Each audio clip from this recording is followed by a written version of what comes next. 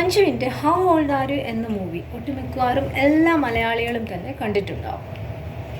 ഇതിൽ ഗവൺമെൻറ് ജോലി ചെയ്യുന്ന ഒരു സ്ത്രീയെയും അതുപോലെ തന്നെ വളരെ ഉയർന്ന ഒരു പോസ്റ്റിലിരിക്കുന്നതായ ഒരു സ്ത്രീയെയും തമ്മിൽ രണ്ട് തട്ടിലായിട്ടാണ് കാണിക്കുന്നത്. അതായത് ഉയർന്ന പോസ്റ്റിലിരിക്കുന്നതായ സ്ത്രീ എന്തോ വളരെ മേന്മയേറിയ ഒരു കാര്യം ജീവിതത്തിൽ നേടിയതായും മറ്റേ ഗവൺമെൻറ് ഉദ്യോഗസ്ഥയായ സ്ത്രീ എന്തോ ബുദ്ധിമുട്ടേറിയ ഒരു ജീവിതത്തിലൂടെ, ഒരു സന്തോഷമില്ലാത്ത ഒരു ജീവിതത്തിലൂടെ കടന്നു പോകുന്നതുമായിട്ടാണ് ചിത്രീകരിച്ചിരിക്കുന്നത്. ഇത് വാസ്തവമാണോ? നമ്മളങ്ങനെ ഒരു ചെയ്യുന്ന ഒരു പ്രവർത്തന മേഖല അനുസരിച്ച് നമ്മൾ ആളുകളെ വേർതിരിച്ച് കാണേണ്ടതായ അവസ്ഥയുണ്ടോ?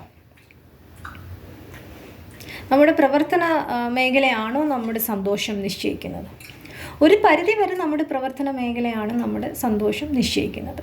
അതിനാണ് നാം നമ്മുടെ വിദ്യാഭ്യാസ കാലത്ത് തന്നെ നമ്മുടെ കഴിവുകളും നമ്മുടെ ഇഷ്ടങ്ങളും തിരിച്ചറിഞ്ഞ് അതിന് അനുയോജ്യമായ ഒരു പാതയിലേക്ക് നീങ്ങേണ്ടത്.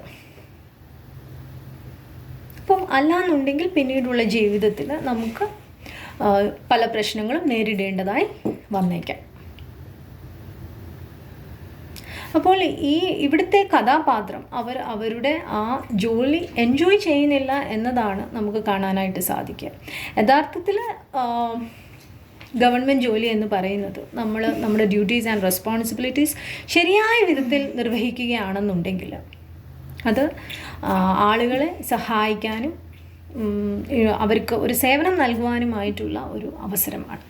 പക്ഷേ ഈ സ്ത്രീ കഥാപാത്രം അവിടെ അത് എൻജോയ് ചെയ്യുന്നില്ല എന്നുള്ളതാണ്. അപ്പോൾ ഇത് ആ ജോലിയുടെ പ്രശ്നമല്ല, ഇത് ആ സ്ത്രീയുടെ ഒരു പ്രത്യേക കഥാപാത്രത്തിൻ്റെ ഒരു പ്രാധാന്യമാണ്, അല്ലെങ്കിൽ അവരുടെ ഒരു പ്രത്യേകതയാണ്. അവരുടെ ആഗ്രഹങ്ങളും അല്ലെങ്കിൽ അവരുടെ ചിന്താഗതി അല്ലെങ്കിൽ അവരുടെ ടാലൻസ് അവർക്ക് ലഭിച്ച ജോലിയുമായിട്ട് മാച്ചിങ് അല്ല. അപ്പം അങ്ങനെയുള്ളതായ അവസ്ഥയിൽ അത് നമ്മുടെ ജോലിയെയും ബാധിക്കും, നമ്മുടെ കുടുംബത്തെയും ബാധിക്കും. നമ്മുടെ ജോലി നമുക്ക് സന്തോഷത്തോടെ അത് നിറവേറ്റാനായിട്ട് നമുക്ക് സാധിക്കുകയില്ല. അതുപോലെ തന്നെ നമ്മുടെ കുടുംബജീവിതവും സന്തോഷകരമായിരിക്കുകയില്ല. അപ്പോൾ അതുകൊണ്ടാണ് നമ്മൾ നേരത്തെ തന്നെ ഇതിനെക്കുറിച്ച് നമുക്ക് ഒരു ശരിയായ ധാരണ ഉണ്ടായിരിക്കണം. നമ്മുടെ ഉള്ളിലുള്ള കഴിവുകൾ എന്തൊക്കെയാണ്,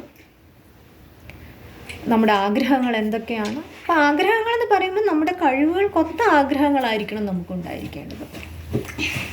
നമുക്ക് വലിയൊരു മ്യൂസിഷ്യൻ ആകണമെന്നാണ് ആഗ്രഹം, പക്ഷേ നമുക്ക് 2 വരി പോലും ചൊവ്വേ നേരെ ചൊല്ലാനുള്ള ഒരു കഴിവില്ലാന്നുണ്ടെങ്കിൽ ഒരു വലിയ മ്യൂസിഷ്യനായി തീരുവാനായിട്ട് കഴിയുമോ? കഴിയത്തില്ല. അപ്പോൾ നമ്മുടെ ആഗ്രഹങ്ങൾ എപ്പോഴും നമ്മുടെ കഴിവുകൾക്കൊത്തതായിരിക്കണം. അതാണ് നമ്മൾ തിരിച്ചറിയേണ്ടതായ ഒരു വലിയ പാഠം.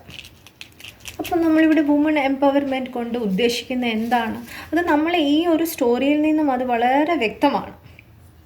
നമ്മളൊരു ഉയർന്ന പൊസിഷൻ ആഗ്രഹിക്കുകയോ അല്ലെങ്കിൽ നമ്മളൊരു പ്രത്യേകതരം പൊസിഷൻ ആഗ്രഹിക്കുകയോ ജോലി ഒന്നുമല്ല വുമൺ എംപവർമെൻറ്റ്.